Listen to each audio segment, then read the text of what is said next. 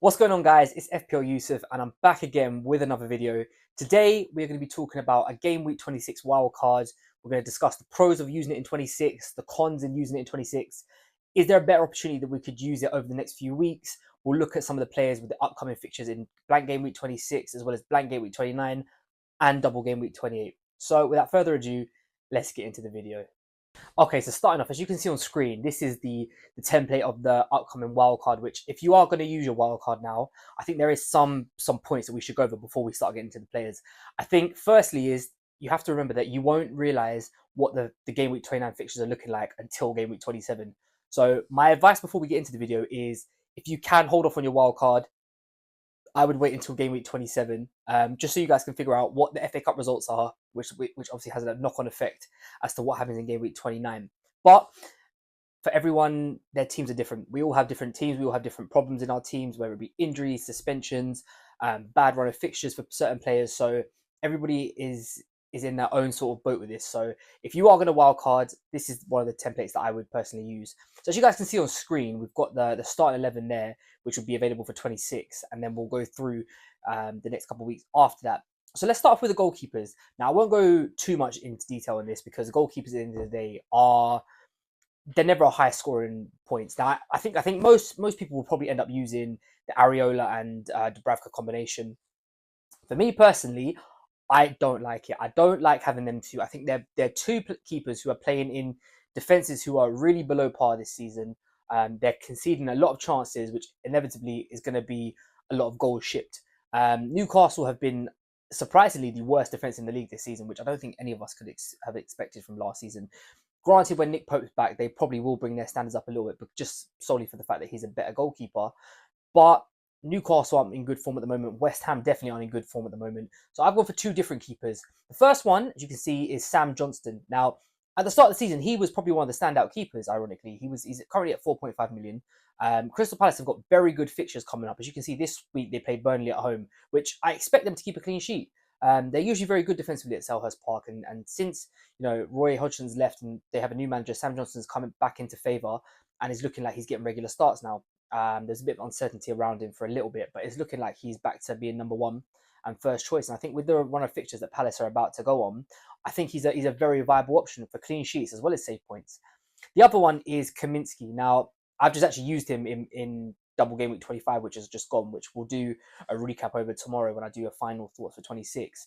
But he is a save point magnet. So the most recent game last night, they conceded 4 to Liverpool, and he ended up with 9 saves and got me 7 points over the 2 games. So he's someone who makes a lot of saves, but also with the double that they have in game week 28, we expected them to keep at least. I would personally expect them to keep at least one clean sheet. Crystal Palace haven't got Elise, they haven't got Eze, they're not firing on all cylinders when they play them. So I'm very hopeful that Luton will keep at least one clean sheet. I think the one thing you have to bear in mind is obviously the possibility that they might blank in 29. It's very unlikely. Obviously, they play in Manchester City in the FA Cup, so it's very unlikely. But just bear that in mind as a general thought throughout this video. There'll be certain players in this team which you might want to tweak or change just solely based on the fact that they could, and there is a chance that they blank in 29. So that's the keepers. I personally would suggest Sam Johnston and Kaminsky. They rotate quite well with each other. Both teams have got good fixtures. And I would just take them above the Areola and Dubravka combination. So let's get straight into the defenders. Okay, so defenders, where should we start? I think the obvious choice on this list is an Arsenal defender. Now, I've put Gabriel in there for the sole purpose that he is cheaper than Saliba. I think both are a viable option. If you already have Saliba or you bought into him from a while back and have got money on him, he's more than viable option. Arsenal are the best defense in the league. They are such a threat from set pieces as well. Both Gabriel and Saliba from corners, free kicks, set pieces in general, they are a problem for most teams. And the biggest point is they keep clean sheets. Now, Arsenal will go on a run which I could see clean sheets coming in. They played Newcastle this week. It might be a tricky game. Obviously, Newcastle without Isak and Wilson, so who knows? They also have Sheffield United in 27, which is the prime fixture, which you kind of expect Gabriel to come away with something. I think there is actual an argument to possibly double up on Arsenal defence, whether that gets you both Saliba and Gabriel, or maybe a Raya and Gabriel. But for me personally, if you're only going to go for one, I would strongly suggest go for Gabriel, because I think for his price point and the attacking threat he offers from corners, I think he's definitely worth it. The other elephant in the room, and another player which I have, is Alfie Doughty. Now, he kind of falls into the same bracket as Kaminsky, where it was very underwhelming this week from Luton. Now, I know they didn't have a great double, but I did sort of expect more from him.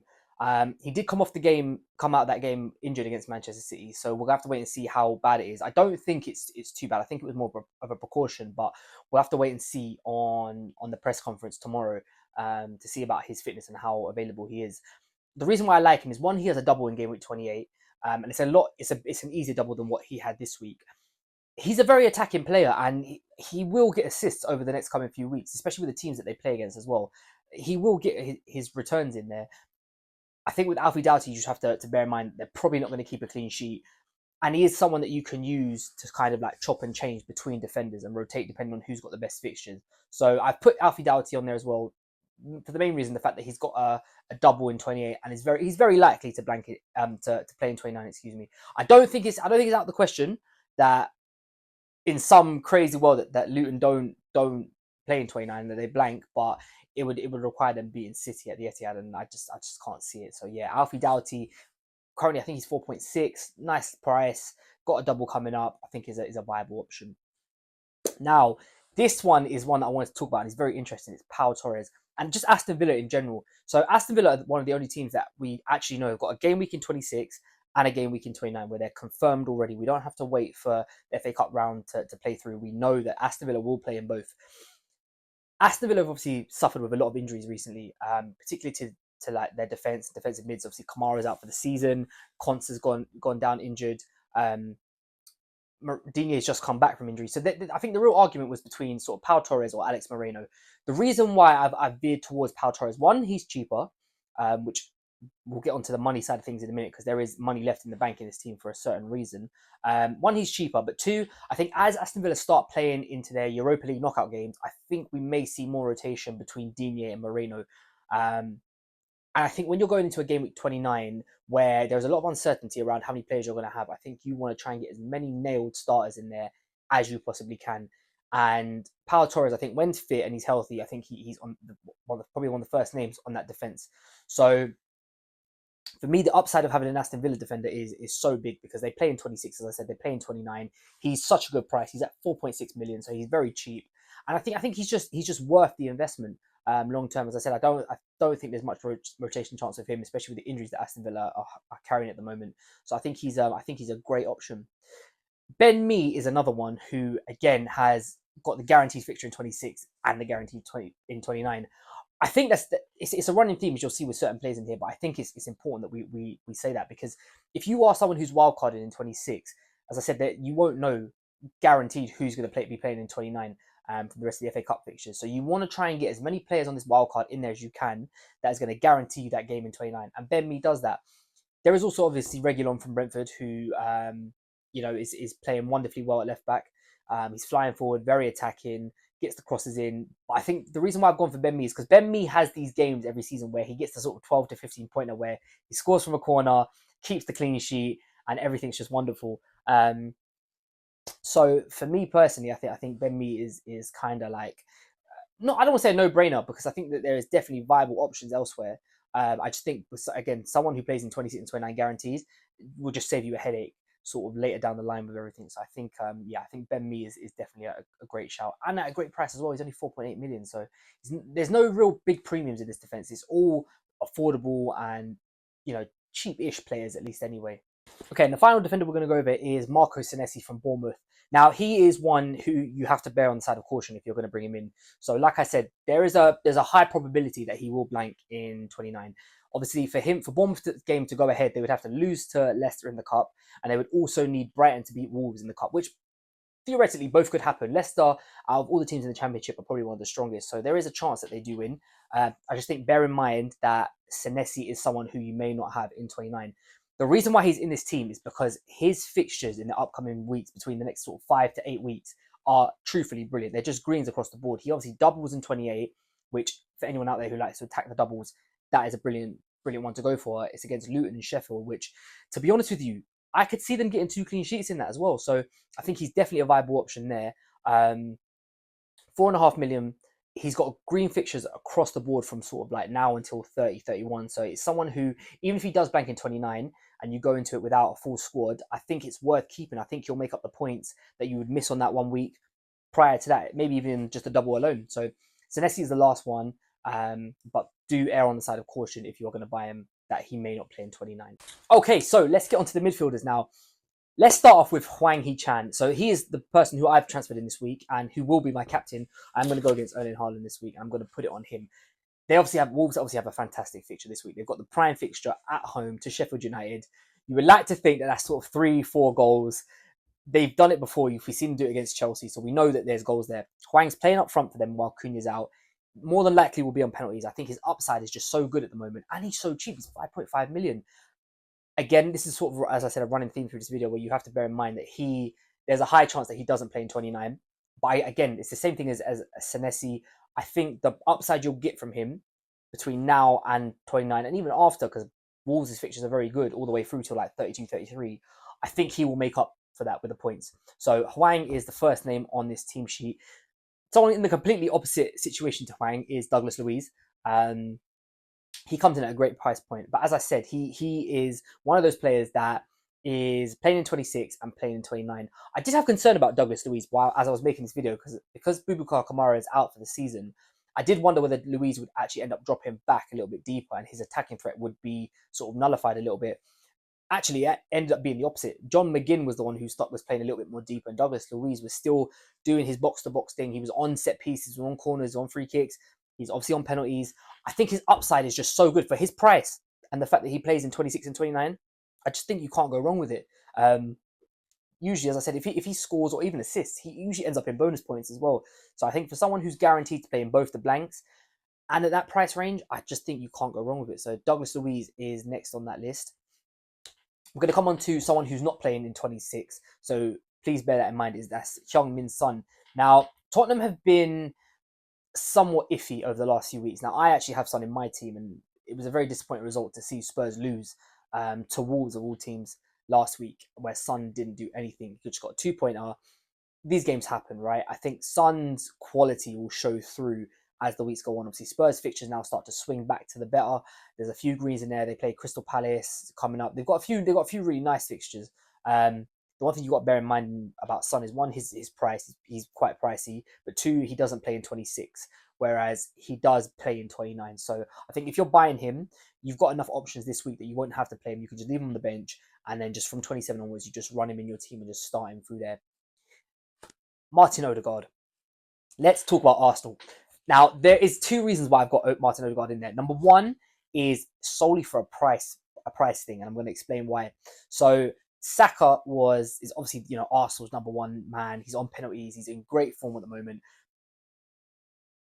The price difference between Saka and Odegaard is the difference is enough so that if you sell Odegaard with the money in the bank, you can get Mo Salah when that time comes for you. So that is the main reason as to why I've gone for Odegaard versus Saka. I think if I had the money in the team to spread around and get Salah back in at another time for someone else, I think Saka would be the first choice.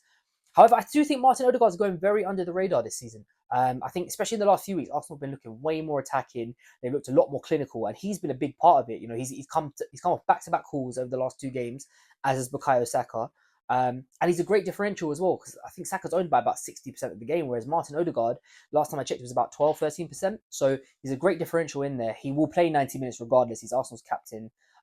He's coming into great form at the moment. And like I said, it's important because the money that's left in the bank will allow you to transfer up to Salah whenever you need to. So for that choice between Odegaard and Saka, I have gone for Martin Odegaard in this team. Okay, so the last midfielder we're going to talk about is Mohamed Kudus. Now, this one here is one that viably you could go with pretty much anyone. The reason why I've gone Kudus, and this is how this would be the route back to Salah. It would be either Odegaard or Kudus who leave with the money that's in the bank. Kudus I prefer him to Jarrod Bowen. I think he's got more of an explosive ability. West Ham haven't been playing well at the moment, which is why I say that out of all the positions in the team, this is the one that, if you saw another player who you liked, Pascal Gross, someone like that, Richarlison, whoever, maybe you look at getting them in instead. Obviously, Kudus plays in 26 and 29, which is the upside, is that he's going to guarantee to play. I do worry about West Ham's form at the moment. Now, by all accounts, Lucas Paqueta is coming back and he's very close. So we might even see him in game week 26, which I think would just generally help West Ham because they look better as a three rather than when Kudus and Bowen just play by themselves.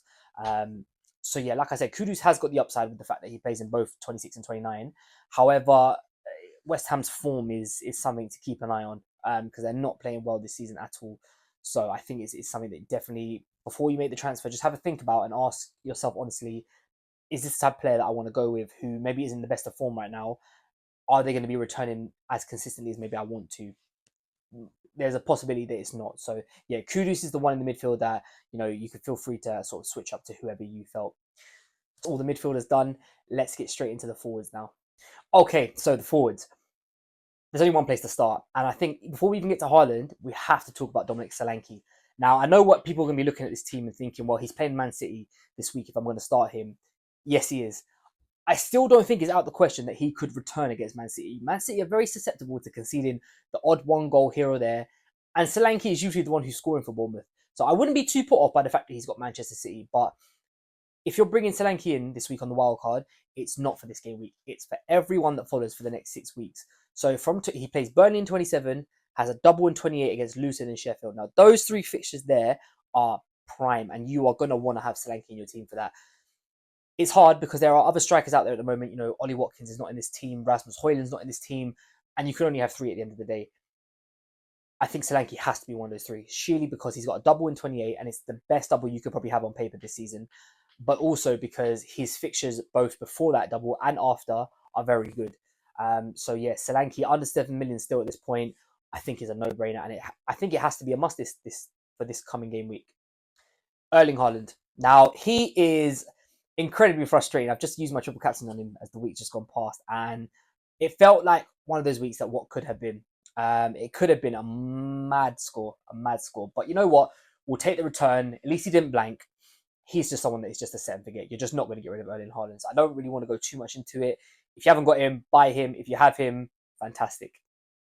And the last forward is Ivan Toney. Now, I think over the last few videos, I've kind of shown that I have maybe a little bit of bias towards Ivan Toney. I just think he's a fantastic player. He offers so much. He offers the fact that he plays in 26 and 29. He's on penalties. He's a bonus point magnet. And I think this one is sort of a straight shootout between him and Watkins. Now, I like Ollie Watkins, and he's done very well for me this season. I haven't owned him for all the season, but the points that I have done, I've been very, very grateful for the points that he's returned. However, as I said in, I think, my previous video yesterday or the day before, I said that I don't think Aston Villa's fixtures are anything madly to shout about. Now, granted, Ivan Toney's is the same. They're not amazing. I just think Toney is more of a clinical striker than Watkins is. And I just think he has a better route to the point than Watkins does. Okay, thank you guys so much for watching. If you have enjoyed this video, please give it a thumbs up and subscribe down below. I should be back either later on Friday night or early Saturday morning with a final thoughts video where I'll preview my team, which is going into game week 26. You guys would have seen the transfers that I've made, and hopefully we'll go over some information that's come out of the press conferences on Friday and just talk about maybe a few key questions that we've got lining up into game week 26.